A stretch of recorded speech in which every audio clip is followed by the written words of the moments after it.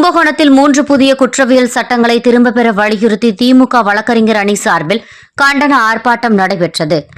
கும்பகோணத்தில் மத்திய அரசு இந்திய தண்டனை சட்டம், இந்திய குற்றவியல் நடைமுறை சட்டம், இந்திய சாட்சிய சட்டம் ஆகியவற்றில் மாற்றங்கள் செய்து புதிதாக பாரதிய நியாயா சன்ஹிதா, பாரதிய நாகரிக் சுரக்ஷா சன்ஹிதா, பாரதிய சாக்ஷ அதிநயம் என்ற பெயரில் புதிய சட்டங்கள் கொண்டுவரப்பட்டுள்ளது. மத்திய அரசின் இந்த புதிய குற்றவியல் சட்டங்களை திரும்பப் பெற வலியுறுத்தி திமுக வழக்கறிஞர் அணி நீதிமன்ற வளாகம் முன்பு மாவட்ட அமைப்பாளர் பாஸ்கர் தலைமையில் கண்டன ஆர்ப்பாட்டம் நடைபெற்றது.